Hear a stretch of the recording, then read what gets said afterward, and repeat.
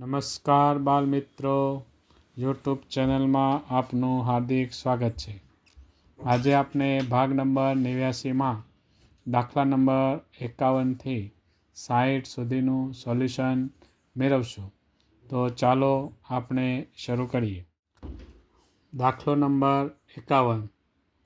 18માંથી 6 કેટલી વાર બાદ કરી શકાય?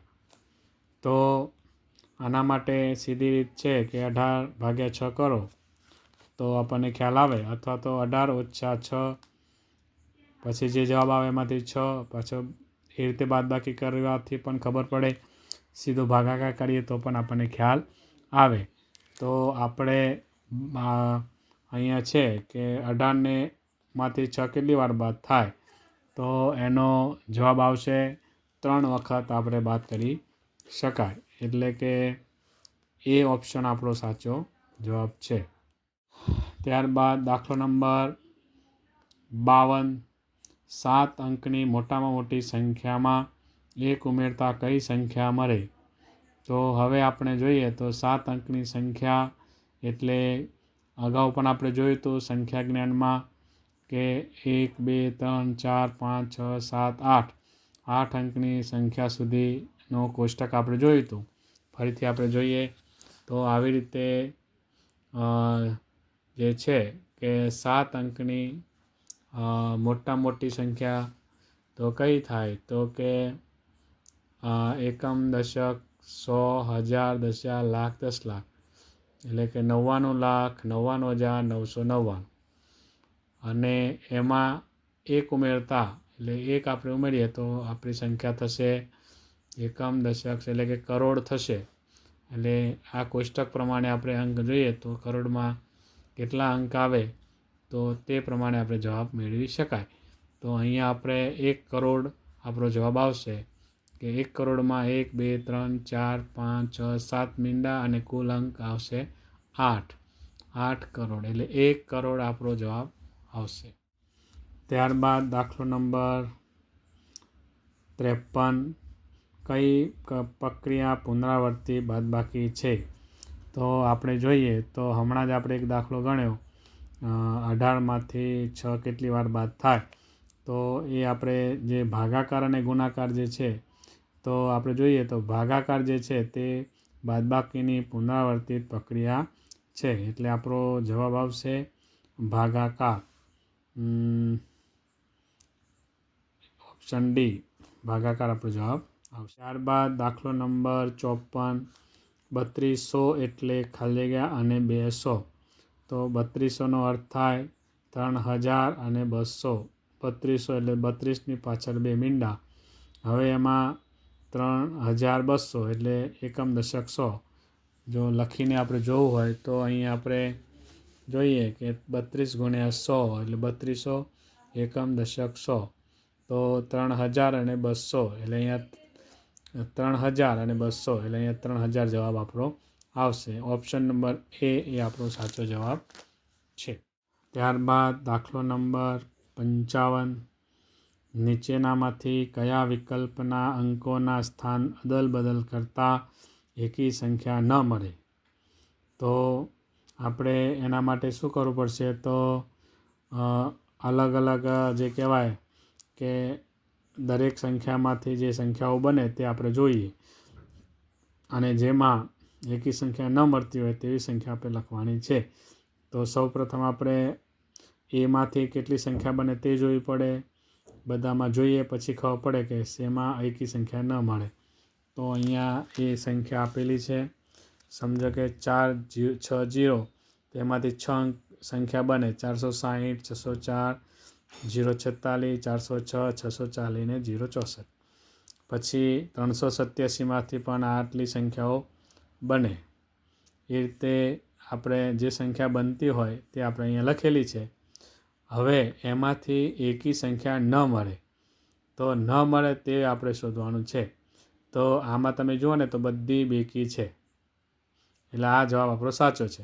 આમાં જુઓ અહીંયા એકી છે, એકી, બેકી, બેકી, એકી બેકી બંને છે. અહીંયા એકી છે અને પ્રશ્ન આપણો એવો છે કે એકી સંખ્યા ન મળે. તો આ એક 460 સંખ્યા એવી છે કે જેમાં કોઈ પણ અંક જે છે એમાં એકી સંખ્યા આવતો નથી, એટલે આપણો જવાબ આવશે એ. ત્યારબાદ દાખલો નંબર 56, ગુણાકાર એ કોનું ટૂંકું રૂપ છે? તો ગુણાકાર એ જોઈએ તો સરવાળાનું ટૂંકું રૂપ છે. સમજો કે 5 વખત 5 5 સરવાળો કરીએ તો એને ટૂંકમાં આપણે લખવું હોય તો 5 ગુણ્યા 5 કરીએ તો જવાબ મળે. એટલે કે સરવાળાનું ટૂંકું રૂપ એટલે ગુણાકાર છે.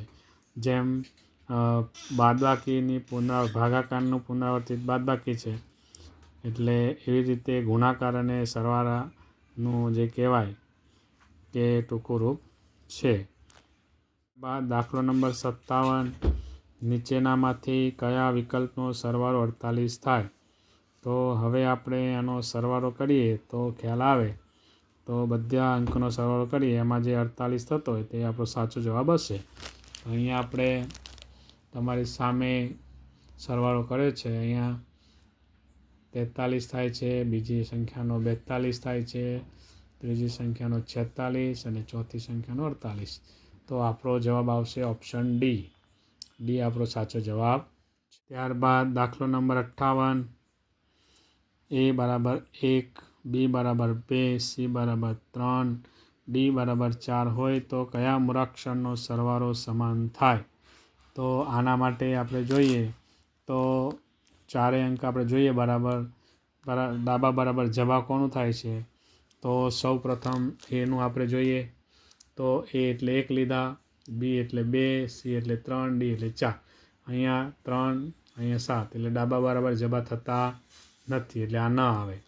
પછી બી, તો બીમાં આપણે જોઈએ તો એ 1, સી એટલે 3, બી એટલે 2, ડી એટલે 4. આમાં 4 અને 6, એટલે ડાબા બરાબર જવાબ થતા નથી, એટલે આ પણ આવશે નહીં.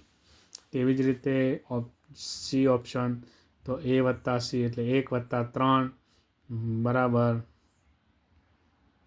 હા, એ વત્તા 3 વત્તા 2 બરાબર 4, એટલે અહીંયા 6 બરાબર 4, એટલે આ પણ આવતો નથી. હવે આપણે ડી ઓપ્શન જોઈએ તો એ એટલે 1, ડી એટલે 4, બી એટલે 2, સી એટલે 3, અહીંયા 5 અને 5, ડાબા બરાબર જબા થાય છે, એટલે આપણો ઓપ્શન ડી એ આપણો સાચો જવાબ છે. ત્યારબાદ દાખલો નંબર 59, 456માં 4 અને 6ના સ્થાનને બદલતા નવી સંખ્યા મળે છે. નવી સંખ્યા અને મૂળ સંખ્યા વચ્ચે કેટલો તફાવત મળશે તે આપણે જોવાનું છે. અહીંયા આપે છે સંખ્યા 456. હવે 456માં સ્થાન બદલીએ તો શું આવે આપણે જોઈએ. તો સૌપ્રથમ 456માં 4 અને 6ના સ્થાન બદલીએ તો 4ની જગ્યાએ 6 અને 6ની જગ્યાએ 4. તો અહીંયા બદલીએ તો 654 સંખ્યા થાય. 654માંથી આપણે 456 બાદ કરીશું, એટલે કે એનો જવાબ આવશે 198. અને તફાવત કેટલો આવશે? તો કે 198, એનો ઓપ્શન નંબર બી. આપણે અહીંયા શું કર્યું તો કે 4 હતા ત્યાં 6 લીધા અને 6 હતા ત્યાં 4, એટલે આ રકમ છે એને સ્થાન બદલતા આપણે 654 આવ્યા, એટલે એમાં 654માંથી 456 બાદ કર્યા, એટલે આપણને 198 જવાબ મળે. ત્યારબાદ દાખલો નંબર 60, 1 લાખમાં સરવાળા માટેની તટસ્થ સંખ્યા ઉમેરતા જવાબ શું આવશે? તો હવે આપણે જોઈએ તો કે સરવાળા માટેની તટસ્થ સંખ્યા કઈ છે? તો કે સરવાળા માટેની તટસ્થ સંખ્યા 0 છે. હવે 1 લાખમાં 0 ઉમેરીએ તો શું આવે? તો સીધી વાત છે કે 1 લાખમાં 0 ઉમેરીએ તો જવાબ એનો એ જ આવે, એટલે આપણો જવાબ આવશે એ ઓપ્શન આપણો જે છે તે આવશે. હાલ મિત્રો, આજે આપણે ભાગ નંબર 89માં દાખલા નંબર 51થી 60નું સોલ્યુશન મેળવ્યું. હવે પછી આપણે ભાગ નંબર 90માં 61થી 70 સુધીના દાખલાનું સોલ્યુશન મેળવશો. નમસ્કાર.